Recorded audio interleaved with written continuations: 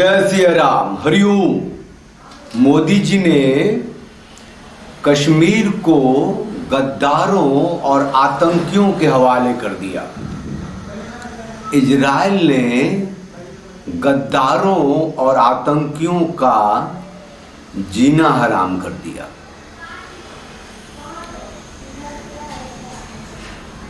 उनके पास अभी भी कई अविश्वसनीय तरीके हैं जिससे वो गद्दारों को, आतंकियों को 72 गुरों के पास भेज रहे हैं। वॉकी टॉकी पेजर के बाद का अब तो भैया हगने से भी डर लगता है, कहीं वहां भी ब्लास्ट न हो जाए। मुद्दे पे आएंगे, इससे पहले आप प्लीज चैनल को लाइक कर लीजिए, शेयर कर लीजिए, सब्सक्राइब कर लीजिए, बेल आइकन को प्रेस कर दीजिए जिससे आपको नोटिफिकेशन मिलता रहेगा। चैनल को मजबूत कीजिए, चैनल की सदस्यता लीजिए ज्वाइन बटन क्लिक करके, ये बहुत जरूरी है। और ये जो आता है गूगल और फोन पे, वो उनके लिए आता है जो ये मानते हैं कि ये जो सनातनी चैनल है वो जरूरी है, इससे जो आवाज़ आती है उनकी आवाज़ है, इसका मजबूत होना जरूरी है। ठीक है, मुद्दे पे आते हैं। ये जो नास्तिक लोग हैं ना, कहते हैं हम नास्तिक, भैया मेरे को धर्म में कोई विश्वास नहीं है, वो भी सिर्फ हिंदू सनातनियों पर ही प्रहार करते हैं।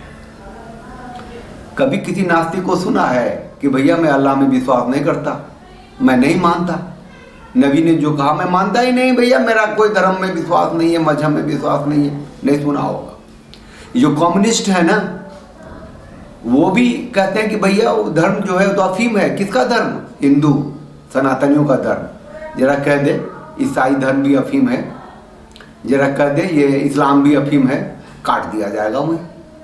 यही जो चंगाई सभा करते रहते हैं वो किसका धर्म परिवर्तन के लिए लगाते रहते हैं? हिंदुओं का, सिर्फ हिंदुओं का, सनातनियों का। ठीक है, ये जो पत्थरबाजी होती है, ये जो सरतन से जुदा के नारे लगते हैं, किसके लिए? भारत की बात करता हूं, सिर्फ हिंदुओं के लिए, सनातनियों के लिए। और इसके लिए जिम्मेदार भी सिर्फ हिंदू और सनातनी है, क्योंकि वर्षों से उन्होंने खुद को बहुत बड़ा हृदय वाला, विशाल हृदय वाला मान लिया है और कह लिया है कि हम तो पूरी दुनिया के रक्षक हैं, पूरी दुनिया को अपने में समाहित करने वाले हैं, और अपनी जमीन से टूटते, लुटते, पीटते खत्म होते जा रहे हैं बहुत ही क्रूरतम तरीके से। क्यों? मौका है संभलने का तो संभले। ठीक है, आज जो थंबनेल में आपने देखा है कि वो नेतन्याहू, इजराइल के प्रधानमंत्री के पास आईडीएफ का जो इजरायली डिफेंस फोर्सेज का जो जनरल है, चीफ है, वो दोनों हैं। जी हाँ, बात कर रहे हैं पेजर के बाद वॉकी टॉकी शुरू हो गया है, हगने से भी डर लग रहा है लोगों को। और दूसरी तरफ मोदी हैं और अजीत डोभाल हैं, कौन क्या कह रहा है किससे, लेकिन दोनों एक दूसरे से बात कर रहे हैं कि कश्मीर को तो कर दिया इस्लामियों के हवाले। ये कश्मीरी पंडित, कश्मीरी हिंदुओं की आवाज़ फिर कहीं से न उठ जाए, जरा ध्यान रखियो, अभी चुनाव होने वाले हैं, इसके बातें पूरे हैंड ओवर हो जाएगा ये कश्मीरियों को। देखिए, एक जज साहब है, ठीक है, ये कर्नाटक हाईकोर्ट के जज हैं, और कह रहे हैं कि भारत के अंदर कई पाकिस्तान बन गया है, भारत के अंदर कई पाकिस्तान बन गया है। तो क्यों? कानून व्यवस्था कहाँ है? सुनिए। So and so. So they managed, you don't look into. Go to that Mysore Road flyover. Every auto rickshaw has got 10 people. Every auto rickshaw has got 10 people. It is not applicable because the Mysore Road flyover till up to the market from Gauripalya is in Pakistan, not in India. This is the reality. ನೀವು ಎಂತಾನೇ strict ಆಫೀಸರ್ಗಾರ ಹಾಕಿ ಅಲ್ಲಿ ಹಿಡಿದ್ಬಿಟ್ರೆ ಅವ್ನು ನೋಡ್ತೀನಿ ನಾನು, ಯಾವ ಚಾನಲ್ಗೂ ಕಾಣೋದಿಲ್ಲ। जज साहब भी क्या कर सकते हैं, वो तो कानून से बंधे हुए। वैसे जज साहब लोग भी तो आइडियोलॉजिकली लिबरल ही होते हैं, हिंदू सनातनियों के साथ खड़े होना तो उनकी नीयत में होती नहीं है। खैर, कश्मीर में जो चुनाव होने वाला है वहाँ वो राजधर्म की टीम, वो जो बच्ची पत्रकार है लड़की, वो कश्मीर की सड़कों पे खड़ी होकर के को रोक के कुछ पूछ रही है और जो जवाब मिल रहा है आप सुनिए। वोट करा है? हाँ, वोट किया है। कितनी बार किया वोट आज तक और आपने? 2-4 बार किया है अभी तक। 2-4 बार किया। ये चुनाव कैसे अलग दिख रहा है आपको दूसरे तो चुनाव? बहुत अलग दिख रहा है। कैसे कैसे? यहाँ बदलाव की जरूरत है, इसलिए हम वोट डाल रहे हैं। मतलब ज्यादातर वोट इसलिए जा रहे हैं कि हमें बीजेपी को हटाना है। बिल्कुल, यहाँ तो हमसे छीना ही गया है, दिया कुछ नहीं है। और जब बीजेपी जैसा कोई मुद्दा नहीं था तब यहाँ पर लोग वोट नहीं करते थे ज्यादा, है ना? तब हालात कुछ ऐसे ही थे। ऐसे ही थे। आज बीजेपी गवर्नमेंट जो मतलब जहाँ पे पथराव, मुझे लोग बताते हैं कि 6 सालों से बंद है, पत्थरबाजी बंद है, हड़ताल बंद है, बच्चे स्कूल जाते हो? कैसा लगता है स्कूल जाना? अच्छा, मजा आता है? बच्चे पहले स्कूल नहीं जा पाते थे, बंद होता था। रोज जाते हैं स्कूल? रोज? छुट्टी तो नहीं मारते? ये बच्चे पहले छुट्टी, ये पहले खुश हो जाते थे, चलो जी छुट्टी हो गई हमारे, महीने महीने बंद हैं। ये सब ठीक हो गया, हालात अब ठीक हो गया, तो अब एंटी बीजेपी वोट। ऐसा क्यों, समझना चाहती हूँ मैं। चुप हो गया, कुछ सोच नहीं रहा कि क्या जवाब दे। बताइए ना, कुछ नहीं, आइडियोलॉजी से दिक्कत है बीजेपी के? हाँ, हम कुछ नहीं बता सकते। अब कुछ नहीं बता सकते। जब मैंने इतनी सारी बातें बोल दी। गर्दन हिला रहा है, हम कुछ नहीं बता सकते। अच्छा, एक बात बताइए, आप त्राल में मौजूद हैं, बुरहान वानी यहीं का, मैं दिल्ली में बुरहान वानी का सुनती थी, तो इतना बंद। देखिए, अब बात भी नहीं करना चाहते, लोग शहीद बोलते हैं उसको, कोई बात नहीं कर सकते उस पर। नहीं करते। बुरहान वानी पर भी बात नहीं करता भाई। इस कश्मीर को मोदी ने धारा 370 हटाकर इस्लामियों के हवाले कर दिया। हे भगवान, हजारों सेना लगा करके धारा 370 हटा करके वहां के जो सो कॉल्ड तथा कथित जो अलगाववादी और आतंकी और सेपरेटिस्ट जो नेता लोग थे, सबको गिरफ्तार करके इन हाउस अरेस्ट करके कितनी ताकत दिखाई मोदी ने। और नीचे प्लानिंग ये थी कि उसको मुसलमानों के हवाले कर देंगे। भैया, गुपकार गैंग को बुला लिया अपने पास प्रधानमंत्री निवास में दिल्ली में, आ जाओ, हो गया हमारा काम, हमें जो खेल करना था कर दिया, हमें जो अपनी ताकत दिखानी थी दिखा दी, हमें जो हिंदुओं को भरोसे में लेना था ले लिया, अब ये तुम्हारे हवाले है। और डिस्ट्रिक्ट काउंसिल का चुनाव करा दिया। 4000 कश्मीरी मुसलमानों को,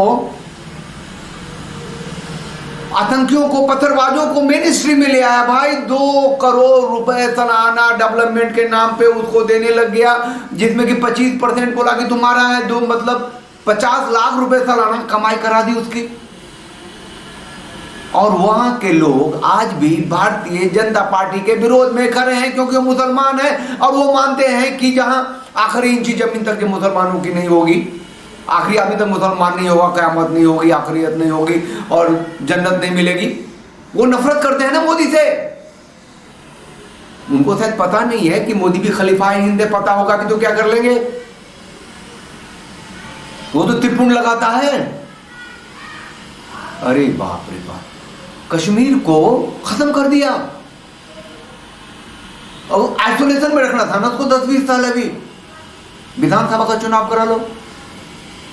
कश्मीरी पंडितों की लाश पे, उनके जिनोसाइड पे कश्मीर में इस्लामीकरण कर दिया मोदी ने।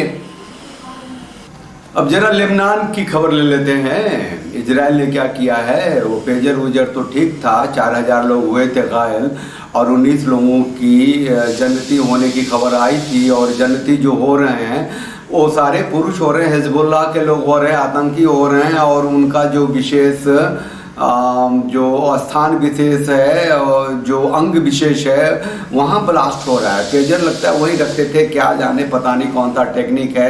वो जो 72 हुरों के पास जा रहे हैं तो वो हुरे भी चमत्कृत हैं, आश्चर्यचकित नहीं ये कैसे हुआ, इसका क्या करना है हमें। उसके बाद वो शुरू हो गया उसका क्या कहते हैं, ये वॉकी टॉकी। वो हो गया।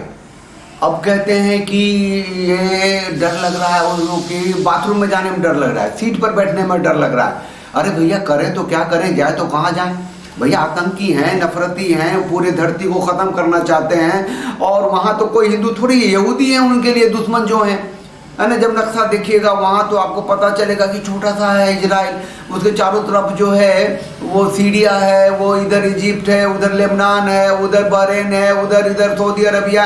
अरे बाप रे, घिरा हुआ है भैया। लेकिन मर्द है, ताकत है, दिमाग है और मानवता है, तो उसको जिंदा रखना है, उसको हैंड ओवर नहीं करना है, उसे सरेंडर नहीं करना है, उसे जीना है, अपनी ताकत पे जीना है, अपने लोगों की रक्षा करनी है। 7 अक्टूबर को वो भूला नहीं है।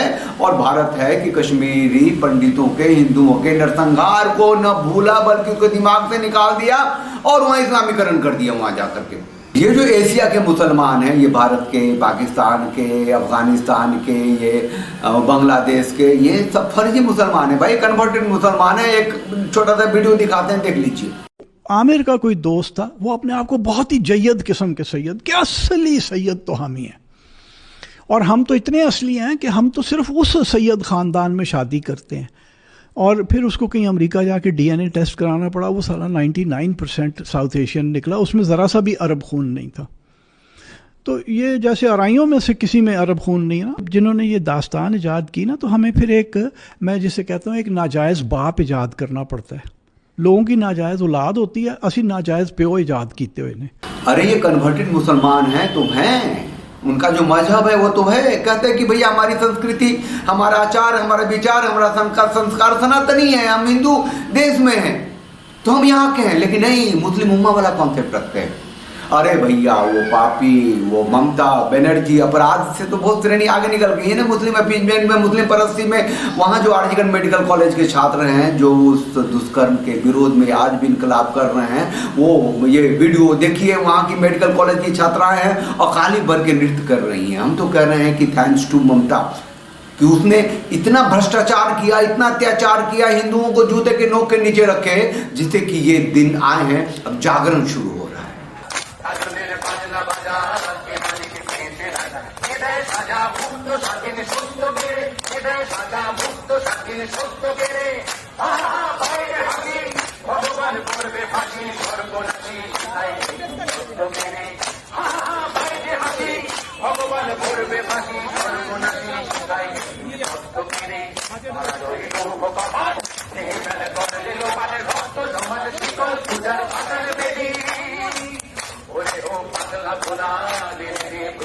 आप सब भी जागिए, उठिए, खड़े होइए। आप हिंदू हैं, सनातनी हैं, ये राष्ट्र आपका है। बंटवारे के बाद का भारत 100% हिंदू सनातनियों का है। जो हिंदुओं का आचार है, विचार है, संस्कार है, जो उनकी संस्कृति, जो परंपरा है, उसको जिंदा रखना है।